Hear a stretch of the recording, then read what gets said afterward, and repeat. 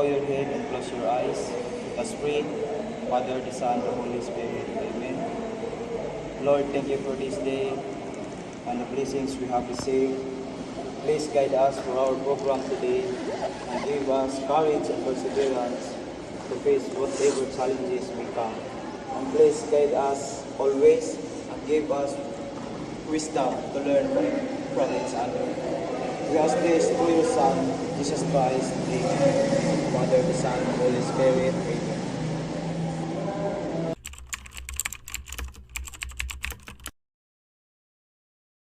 Bayang magiliw, handa awit. Bayang magiliw, nagsasiyahan. Bayang puso, sa libong buhay. Ang lupa hinihirang, tuyay ka ng nakikita. Sa mayulupin, di magsisi. Sa dalang sa simoy, sa daming bubong. Mahirang tulad, awit sa paglalagyan.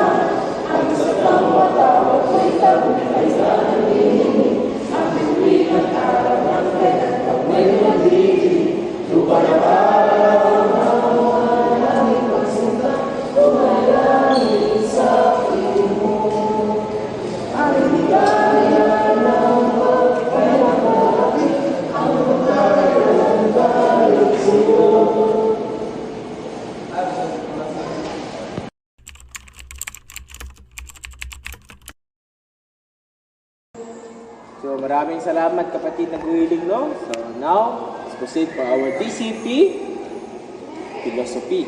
All together. I am here because there is no refuge, finally from myself, until I confront myself in the eyes and hearts of others. I am running, until I suffer them to share my secrets. I have no safety from them, afraid to be known. I can know neither myself nor any other. I will be alone. Whereas in a common ground can I see such a mirror.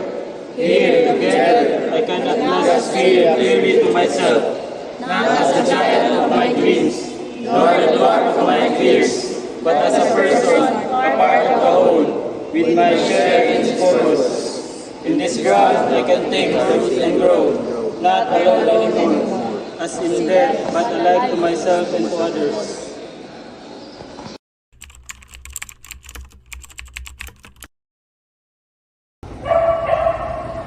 So, nandito na tayo sa part ngayon na natatawag natin yung pull up. So, kaninang umaga, meron akong nakita na hindi naglinis ng kanyang higaan bago umalis sa kanyang kwarto. Kung sino man yun, marinang, mayok, at magsalita.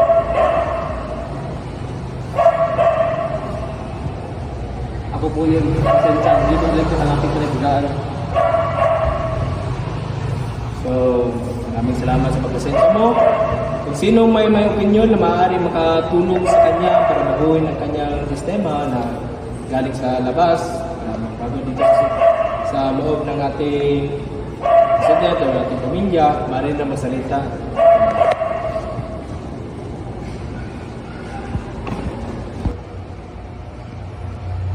Sige, maaari ka nang tumayo, kapatid na Flores. So here in the TCLT, our number one rule is cleanliness. Kung hindi ka marunong maglinis sa iyong bahay, huwag mo namin dito. That's all. Kapatid na Hen, maaari ka nang tumayo. Kagaya nung sinabi ni Flores, dapat marunong ka ditong maglinis at dapat disiplinado ka rin dito. At tuli, kapatid nating si Basalo. Kapatid na Wendell, alam namin na bago ka lang dito, kailangan mo pa rin sumunod sa mga rules dito sa ating pamilya.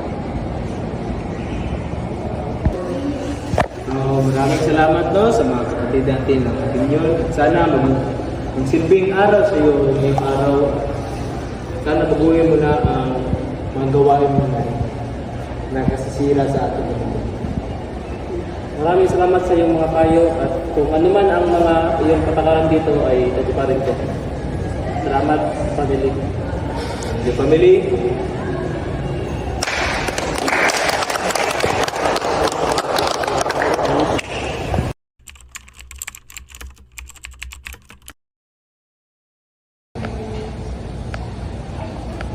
morning, family. Good morning! So I would like to thank you for the cooperation of our kapatid and the community sing and the intermission dance.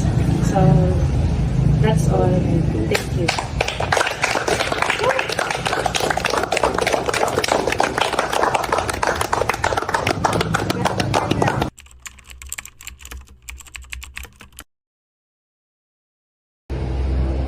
So our concept for today is this year there are 10,000 reasons to be changed. Meron tayong maraming dahilan para magbago at sana magbago na tayo dito at hindi na natin dalhin sa labas.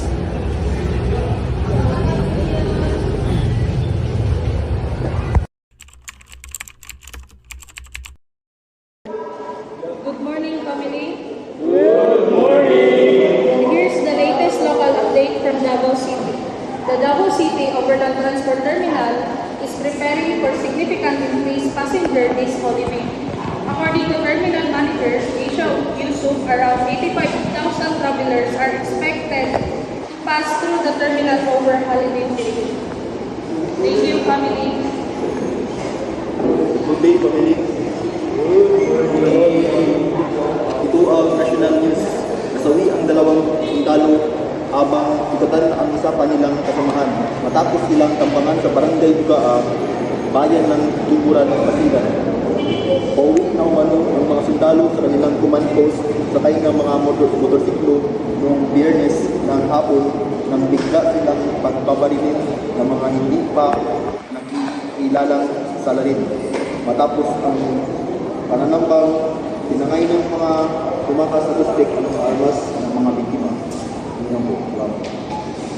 Good day, family.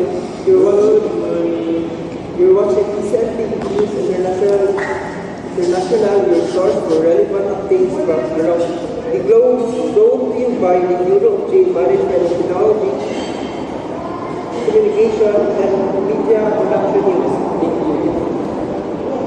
Good morning, family.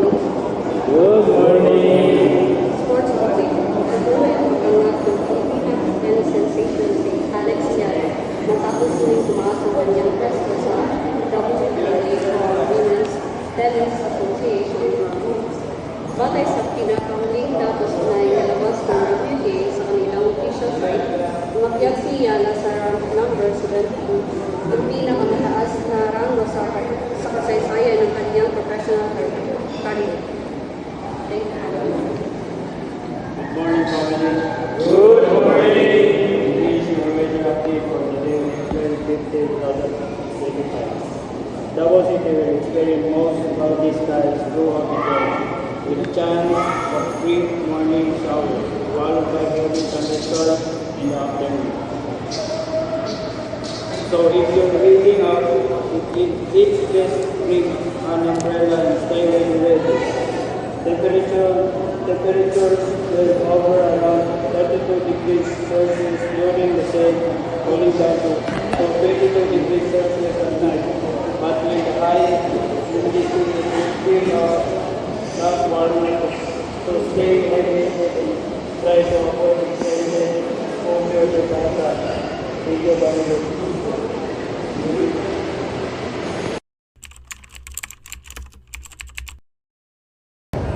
So, nandito na tayo sa activity sa tawagan nito. Activity by our president DJ, pati natin si Benben, o si Jinko.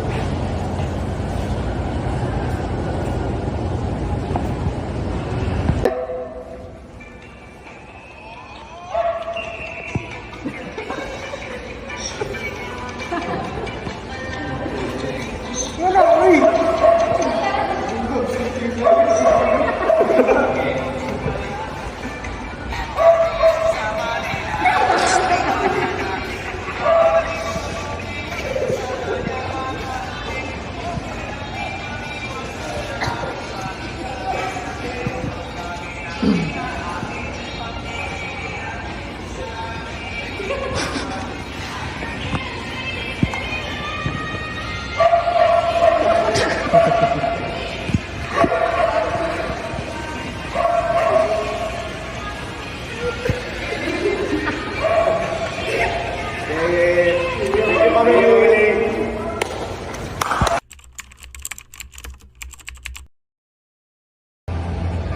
nandito na tayo sa ating community singing now na ang concept of the day is that there's a lot of reason to be changed. So, ang title sa ating kanta ngayon is 10,000 Reasons. So, now, you can sing.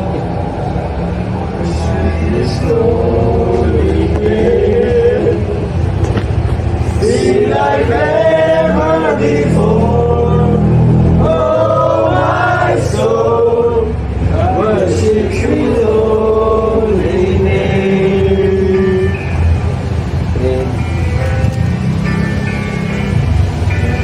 Sun comes up, it's a new day dawning.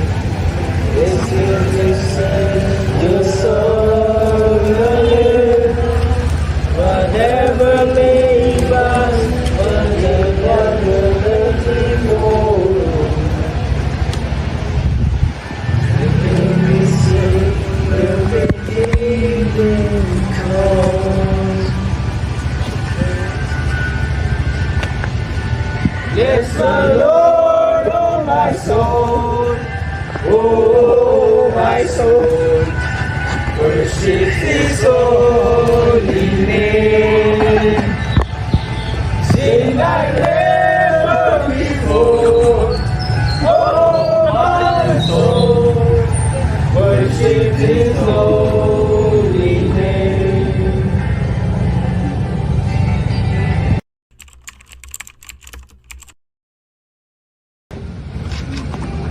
So, good morning, family.